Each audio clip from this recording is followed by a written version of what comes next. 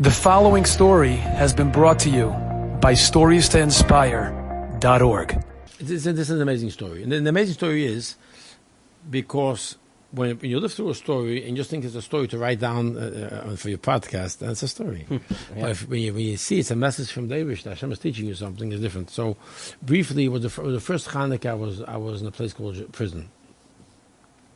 That was still a time that I was in prison because one of the reasons I was in prison because I'm Jewish and they don't want to give me bail because I'm a de facto dual citizen. Imagine?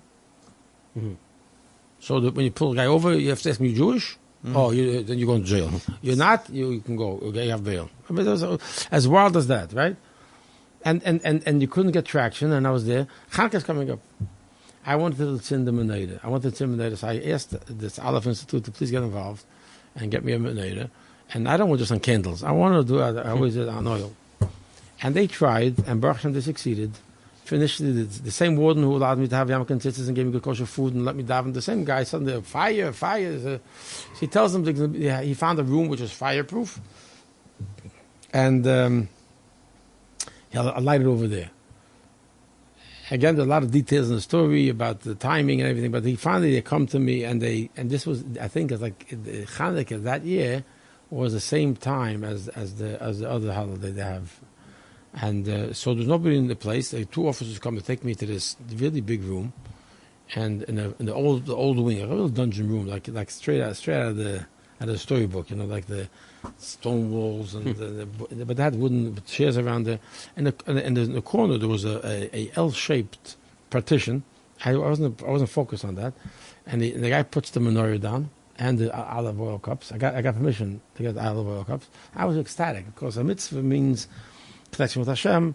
Every mitzvah has its own segula. Chanukah is light, it's warmth, it's freedom. I really felt to do the mitzvah. Hashem is saying, I'm going to get out of here.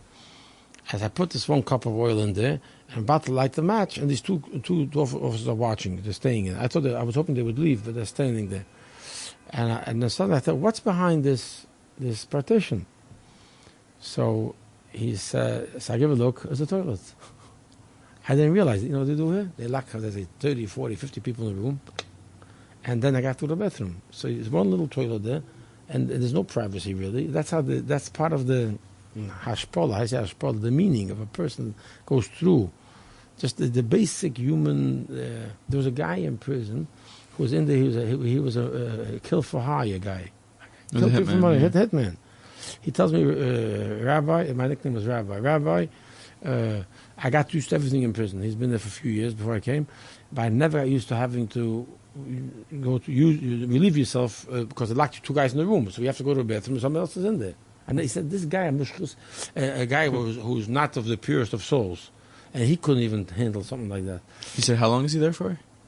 He was there for a few years before I came. Right. But he did before he got caught was he killed people. What was the sentence? You know how long? I don't remember. Probably less than yours.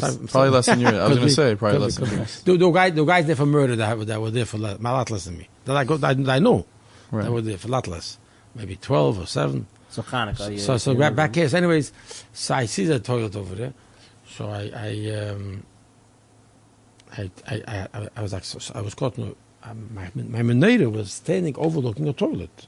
You were talking about some of this on a table. If you lock the room, you put it on the table. But this is not a table. This is overlooking a toilet. I make a bracha next to the toilet. Aside all the halach permissibilities of everything, it just I couldn't do it. I turn around to the guard and I say, listen, I can't do it here. So he says, why not? So he says, I tell him there's a toilet here. So he says, so what? I say, well, so what? Don't you know? Why wouldn't you know?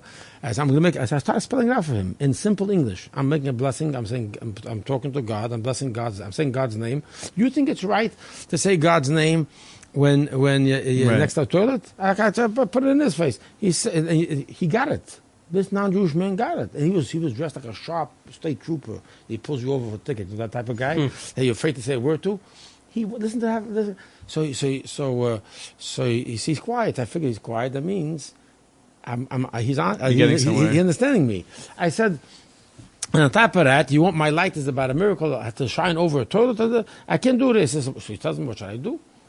He's like, this is the only room they gave you. It's a fireproof room, and And there was nobody to call even for permission because I think it was December 24th. Everybody, or 5th, Right. whatever it was, everything was shut down.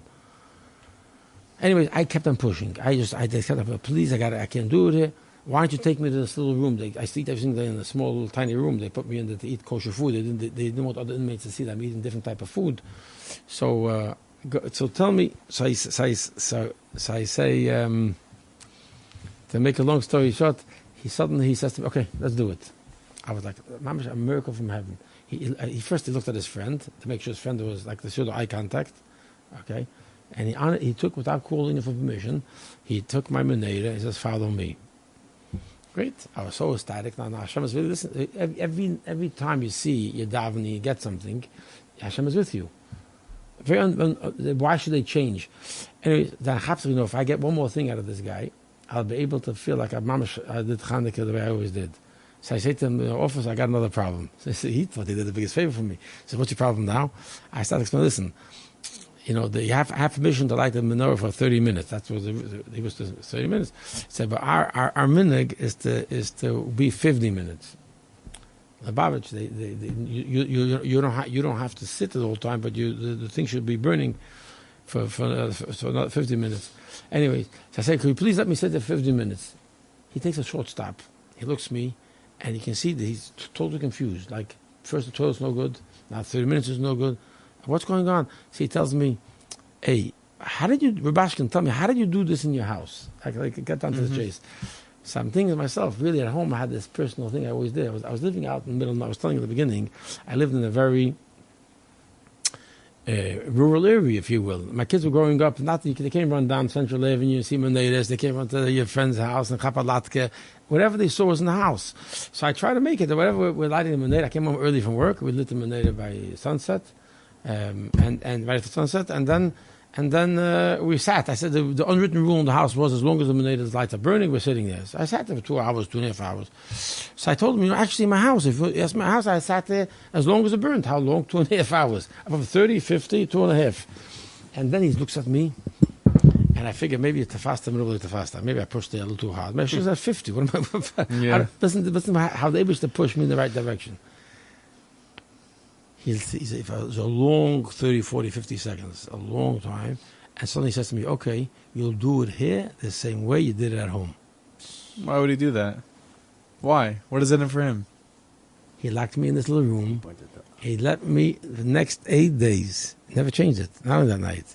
I sat in that room for the next 8 days. As long as the candles were burning, I sat there. So Mamash got a lot of chizuk from that, probably. I got a lot of chizuk. You know why? Because it's like Hashem is telling me, be here the same way you were home. Because the inclination is, here is different. This space, this prison space is different. This was the beginning, the first Chanukah in a place called prison. Interestingly enough, I was being point this out. I started the first night, I got freed after the 8th day. I went full cycle, and the 8th day Chanukah, Hashem gave me my miracle, and I got out. Enjoyed this story? Come again. Bring a friend. StoriesToInspire.org